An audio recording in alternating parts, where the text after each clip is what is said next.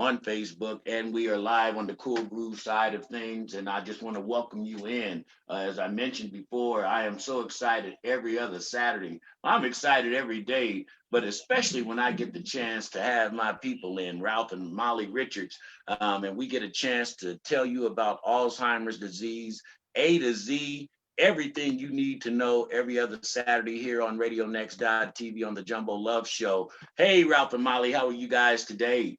Great. Good morning, HB. Good morning. You look beautiful in the window. I'm telling you, man, ain't nothing like a good old loved up couple. Ralph, you've been treated good, brother. Yes, he has. You have been treated good. I'm just letting you know. So this morning, before we get into the dialogue of things, we had a big event that is taking place right now through the platform of the Alzheimer's Association of Greater Indiana. Give the people a little bit of information about what's happening. Well, right now, the Walk to End Alzheimer's is going on as we speak. Now, we were part of the opening ceremony this morning at 9 o'clock.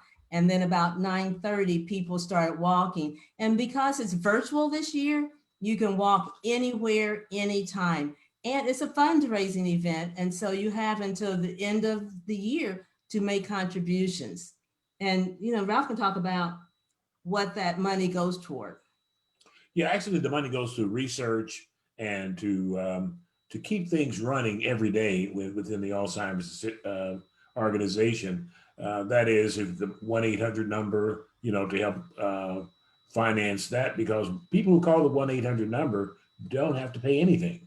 So it has to be funded. And that's one of the ways we fund that 1-800 number. And that number is so powerful because we know from some of the things that we have discussed in the previous shows and episodes, this thing creeps up on you and you just don't really know when it's there until it's there. And that's the reason I'm so excited today to talk about some of the warning signs and the early signs that we can look for. And Ralph, go ahead and take it away, man, because, memory loss is one of those things that, you can forget where you placed your keys, but if you put your keys in the refrigerator, we might have a different conversation going on. Absolutely, absolutely. There's and let's open it up talking about what people need to know, like some of those real clear first signs that we have. Yeah, one of the things, HB, we need to understand is that all memory loss does not equal Alzheimer's. There could be some other things that's happening within your life also. But I want to just kind of share a little bit get everyone grounded about Alzheimer's and what it is. It was first discovered in the early 1900s by a man named Dr. Aloysius Alzheimer's, and we call him Alois Alzheimer's. And I want to let you know it's a difference between senility and Alzheimer's. They're totally two different diseases. And we find that we didn't discover it before the 1900s. Again, it begins to develop after that. But let me just share with you, what it is just the destruction of brain cells. It's a neurological disease. So it's not a mental health disease at all, but it has psychiatric components to it. The cells in the brain are destroyed. There's about 5.8 million people presently in the United States that we know of with this disease. It's the sixth leading cause of death in the United States, and 1 in every 8 people at age 65 has this disease. And every 5 years, the risk doubles, the risk increase. Every 5 years, I should say, in people over 80 or 85 years old, we find that it happens, 50% of the people may have Alzheimer's. So, as you get older, it becomes more problematic. But Alzheimer's is a form of dementia. So when we say dementia, we don't mean a disease, it's a condition. Dementia is just a collection of symptoms and severe enough to interfere with daily life. How does it impact Black people of color? Well, I think people of color are twice as likely to be diagnosed with Alzheimer's. And there are several reasons. We talk about it every day around disparities and in other indications, such as lack of trust and getting in to seeing the doctor at the last moment. We need to really get in there early enough. And that's what we're talking about today is early detection. It matters. And Molly, I told you we're gonna have one of these 26 shows to talk about predetermined conditions like post-traumatic stress disorder, Right. Mhm. all of the things that we have suffered generationally, Yeah. and how it impacts the fruit that comes behind it. Let's put it like that. We're gonna keep Yes. that there. But Molly, if we could start talking about, difficulties in completing things that you normally used to do as we go into some of these early warning signs. Yeah, and these are good early warning signs. And I'll give you an example of someone that I know that had difficulty doing familiar tasks. He was still working, and he would drive himself to work.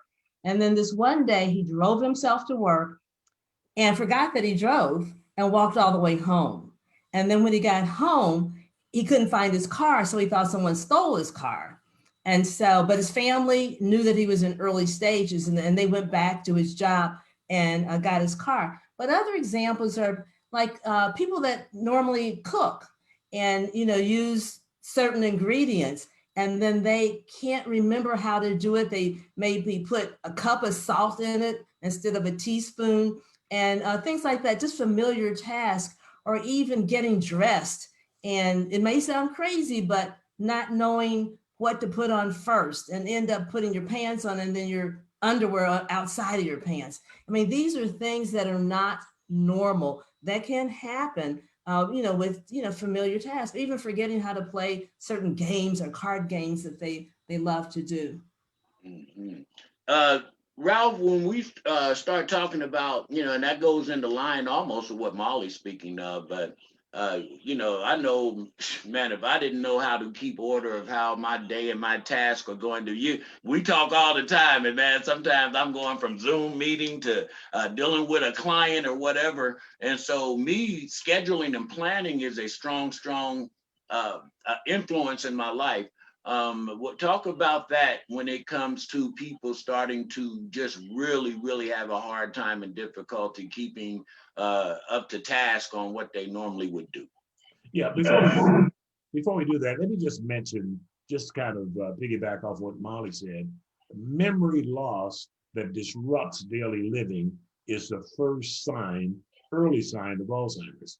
And that's when people start asking questions over and over and over again. I remember my dad used to call me, and he would call me in my office, and he would ask me a question on the phone. And then 2 minutes later, he asked the same question. Now, I never came back and I never said to my dad, you just asked me that question, because it's frustrating to them when you do that. But my dad would tell jokes to me, and he would tell them over and over.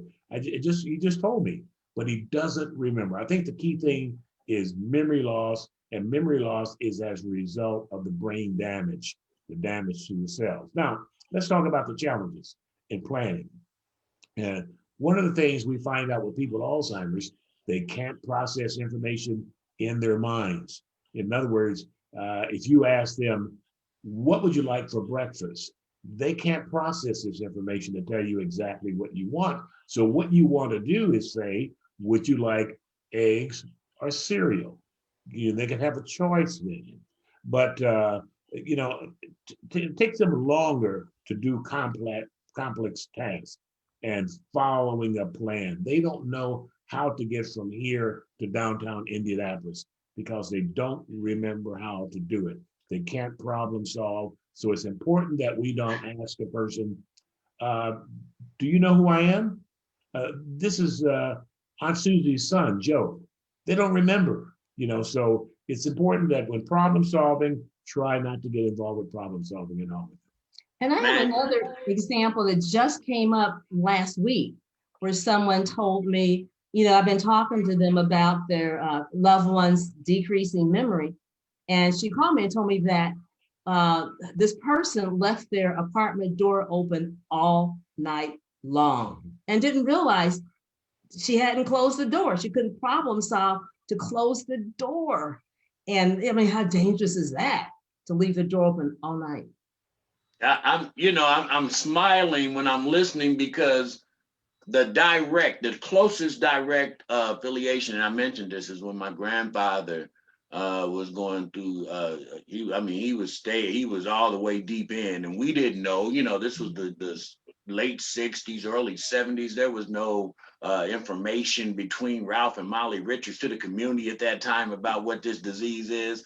And he would just get out the house and wander around. And as you mentioned, the order of the clothes. I can remember one day looking at him and we were laughing because we were little kids, but he had his long underwear on over his pants. There you go. We were laughing, but when you started talking about it, I said, wow, man, this is really what we're talking about. And I guess to the same effect, Mollie, that's going to transfer into understanding imagery. It's going to transfer into understanding direction and sign. Talk about that and how the people who are dealing with dementia and Alzheimer's specifically are dealing with those challenges as well. Okay, one of the things that's really important is that people, as the disease progresses, they can't see anything beside them or behind them. So if you're talking to them and you're standing next to them, like Ralph is sitting next to me, I wouldn't be able to see that he's sitting there. And so if he's talking, I wouldn't know he was talking to me. Wow. Because my visual field has been limited so much, and it even gets more limited. And so when you're talking to someone that you think is having decreased memory, get right in front of them at eye level, eye contact. And this plays a big part in driving, because the other thing they lose is depth perception. So they don't know how close they are to the car in front of them. And so they may be too close and run into it, or they may be 3 car lengths behind and don't even know it. Also with stairs, going up and down stairs, if you don't have depth perception, stairs, curves, sitting on the toilet, those kinds of things, you can't judge the distance, because those are part of some of the visual problems that people with Alzheimer's develop. Now, I'm not a doctor. I just play one on the radio every Saturday. Okay. So I would imagine if you're having problems with depth perception and imagery, recognizing what is, you're probably having the same problem with understanding what time it is and where you are, Mr. Ralph, right? Absolutely. Look at that. Confusion to time and place, that's important. Sometimes, even normally what we do, we have to ask each other, what day is this? What is the date of today? But just think with a person with Alzheimer's, they don't understand where they are or where they've been. They don't know what season it is or what time of day it is. So this is one of the reasons why it's important that we don't relocate people. In other words, you spend 6 months with Joe in Florida, and then you spend another 6 months with someone else across town in Indianapolis. It's confusing to them, and they will act out and they become more anxiety driven. Now, I know one of the big problems that I hear, and this is pretty much universal when we talk about time and place, grandparents forgetting to pick their grandkids up from school, and they used to be there like a Swiss, watch. Yeah. And now they're a half hour late, or they don't even arrive because they're in the wrong place in the neighborhood or whatever. How early on should we start recognizing this isn't a one-time event? How quick do we jump on top of this? Absolutely. As soon as you see evidence of this, you just notice it. You don't hide it back in your mind, but you recognize it and even make notes of it. Yeah. What happened, what day, and what the person did. Journaling is so vitally important when we're dealing with our elderly people. Right. And I know it takes some time and it takes some effort, but just a little tablet or something that you can keep, and just not long sentences, but put a date and say it took 3.5 hours to get home when it should have taken 30 minutes. Yes. Those kinds of things. Now, I don't want to veer off too much of what we're talking about, but the pushback of the person that you're trying to help. Because come on, if you're going in and out of these issues as the person who is being witnessed, and we're noticing you not remembering time and place, we're noticing you always misplacing your keys or whatever, how do we delicately introduce the fact that, hey, loved one, we need some help? Well, you want to do it with finesse.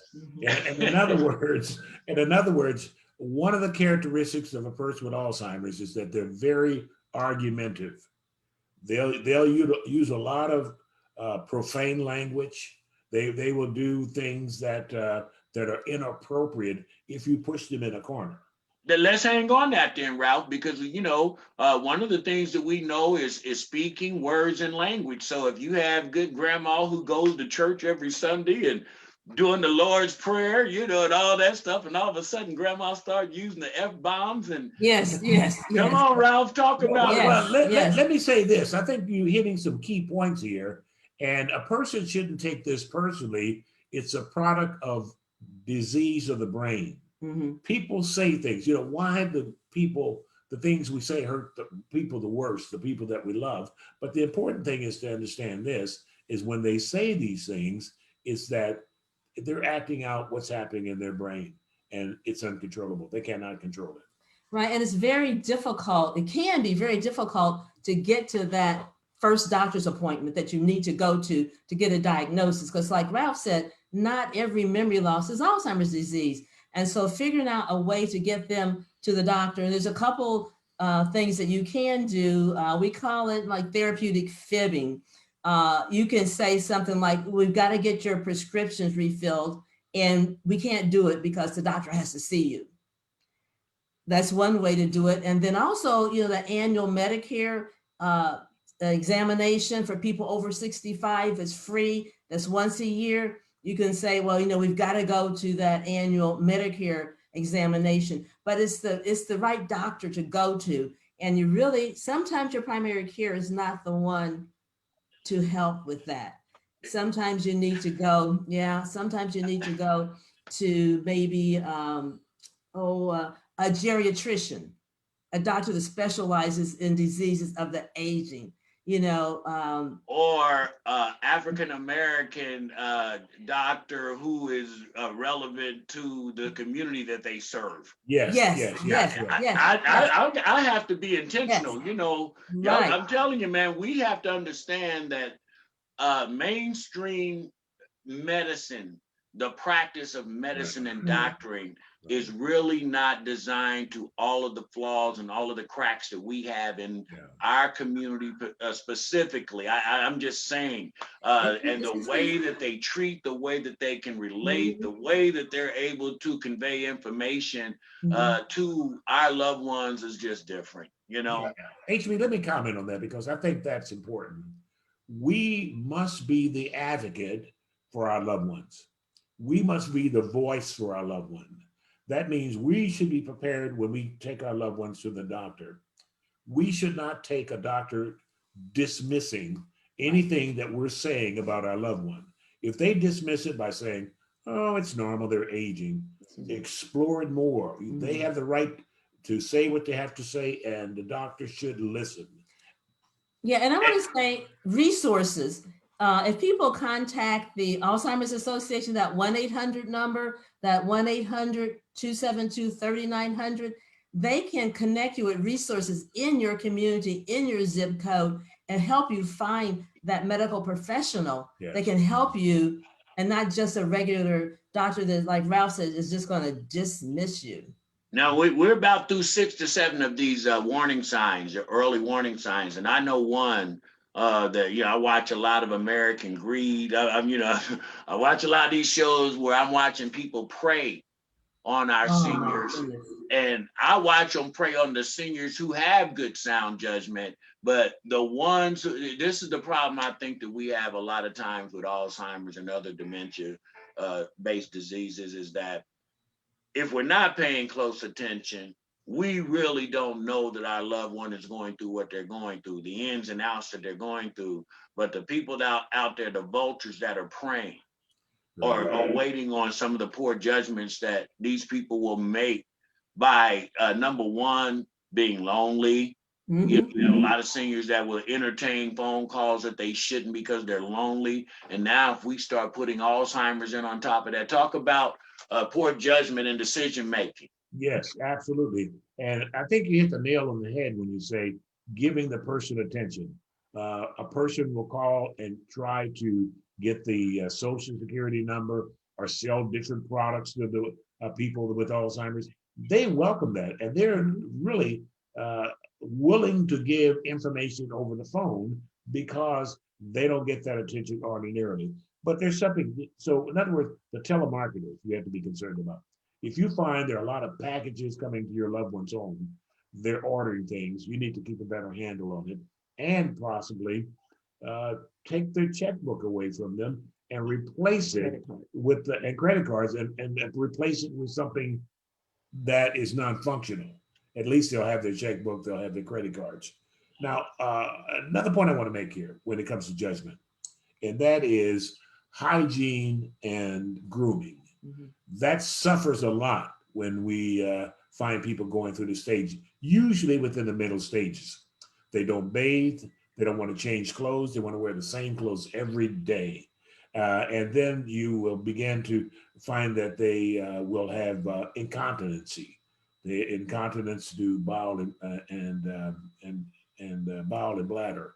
So it's important that we help them to maintain their grooming and their hygiene at this stage. Men don't want to shave, you know, it may look disheveled. Yeah, and another example that when we were in Rochester, Ralph was good friends with the mayor, and he talked about people that had their utilities turned off because they didn't know to pay their bills. And the utility companies didn't know they had a memory problem. And so the mayor had to put some things in place to support these people so that their utilities didn't they wouldn't understand why their lights didn't work and they didn't have any water and why it was cold, but they didn't pay their bill and they just didn't decrease in poor judgment. And people lost their homes because they forgot to pay their property tax. Yeah, that was now and this is a good segue because, you know, as loved ones, you know, you don't want to step in too much. Because you don't want individuals to think that they are incompetent or they can't handle their own thing. But when you see 2 months worth of a light bill not being paid, when you see rent not being paid, I think you should caution on the side of error and jump in. I'm gonna tell you now, I have an auntie right now who's like my mother since my mother ain't on this planet. And I'm having to take some ideas and some decisions and stepping in and saying some things that I never had before because she's never been 83 years old before. Right. And so, you know, I'm just noticing a few things that I got to step in and say, you know, or at least put the whole team on guard. Have we ever thought about this now? Because this is not how it used to be. And talk about like the family members that was always at the picnic. Now they ain't at the picnic. Always at the birthday party. Ain't at the birthday party. You know, withdrawn and I know these have to be some of the signs. And I'm saying this and I'm just smiling because mental disorders are so transferable because in autistic people and autistic children, some of these same things apply. How do we start understanding and knowing when this person isn't showing up like they used to? They don't answer the calls like they used to. Well, part of it is because they can't follow a conversation. They don't remember their family and their loved ones. It's very uncomfortable for them to be someplace where they don't recognize anybody. And you ask them a question and they stop in the middle of the sentence because they forgot what they were talking about. And so that can be very challenging. I want to say a quick thing about family members. They're not always going to be on your side. They're not always going to agree with you. You're going to say, Grandma's got a memory problem. And when they come to visit, they ask Grandma some questions and hey, Grandma, you know, did you eat breakfast? Oh, yeah. I mean, are you taking care of yourself? Oh, yes. Are you exercising every day? You know, and so you could have some pushback from family members. They're not always going to be in your corner. Yeah. Hey man, you know I laugh because I love my family, but you're absolutely right. I can go from starting a business to whatever it is you're doing. You get away from your family when you get ready to do something a little different. Right. If you don't want to get shot down before you get started, you know, because really we are the most cruel people to our own that I know, and so that's a conversation for another day too. I guess in summing these 10 things up. in the order of understanding, first things first, what should you, the sign that should click the quickest when you are starting to diagnose and understanding, hey, Aunt Jane ain't like she used to be. Yeah. Uncle Thomas isn't like he used to be. What would be the first thing you would start to say people look out for? Okay, first of all, we talk about memory loss. That is the first indication. It's clear. But let me say this. We only talked about memory loss. There are other things that are also associated with dementia or Alzheimer's in particular. That is, it could affect their sense of smell, the sense of taste, sight, all these things. It can affect also their ability to move. All these things are important. Okay, and I think one of the first signs is what Ralph talked about earlier is repeating themselves. I think that's one of the most common early signs. They keep saying the same thing over and over and over again. And, you know, as a caregiver, we can become very agitated because, well, you just said that to me. But I think that's one of the earliest signs, and also a change in behavior. You know, someone that used to be kind and mild. We had a friend, she noticed it with her mother when she took her shopping, and her mother started yelling and cursing at the salespeople. She knew then that was not her She mother. just So mean. Yeah, like just turned mean all of a sudden. Yeah, all of a sudden mean. And in addition to that, word finding, have very difficult words to explain themselves. I tell the story about a lady who was getting off a plane when I was in New York, and she looked confused. And I asked her, I said, "Where are you coming from?" And she looked back. She said, "I was on that tube, and it had people in it." Wow. She couldn't explain that was a plane. She said it was a tube. So they have Wow. difficulty with word finding, how to find the words that best explain what they're trying to say. Word association is Right. I think those are some of the main early ones. Yeah. Wow, this is so good. I told you these 30 minutes go too daggone fast because we got to get into some of the I guess promotion of events that we have coming up. And I'm just gonna say this. My birthday gift on October the 17th is being able to host Jeffrey A. Johnson Eastern Star Church and the 100-year celebration of, as we talk about, you know, the brain and some of the things that are associated with this conversation we had today. So our next broadcast is going to be a 2-hour episode live on the JumboLove Show from 10 to 12 on the 17th. Tell them what's happening on that, Ralph. Yes, as a matter of fact, it's entitled Healthy Brain and Quality of Life. It's the 100-year anniversary of Eastern Star Church. Is to raise awareness of brain health, research, and health equity. Now, let me just mention to you, we have 3 dynamic speakers. It's only going to be from 10 o'clock until 12 o'clock. We have Dr. Joanne Eliason, who is a sister. She's a clinical psychiatrist at Indiana University. She will be speaking on health disparities, the things that are Black people are not aware, they're not able to get because they're denied this, and patient, physician, medical communication. How do you talk to doctors?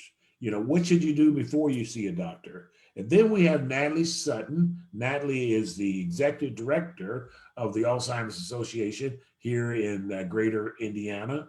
And she will be speaking and giving all the resources and facts and figures. And we have our own Dr. Sophia Wong, and she's a clinical assistant professor of clinical psychiatry. She will be talking about depression and anxiety, and also COVID-19, its effect on dementia. We have a very power-packed day during that Saturday the 17th. Now, let me just mention how you register. On the brochure, we can go on Facebook, and you can register by calling the 1-800 number. That's 272-3900. And the person on the other end will take all the information that you need and give you a direction on how to get into the Zoom video conferencing. Mollie Richards, you have anything to say? Well, I'm just excited about the show. I'm loving this. I'm telling you, we're gonna have to go back to the table because this little half hour goes too fast. But no, it's some great information. I'm already kind of looking at some snaps on my little Facebook page about people thanking us for bringing this information. And I thank you, Alzheimer's Association of Greater Indiana, and all these other organizations y'all are attached with, and allowing Radio Next to bring this. So we'll be talking to you soon. Thank you for having us. Thank you so much. Great show today, people. We love you. Love you too.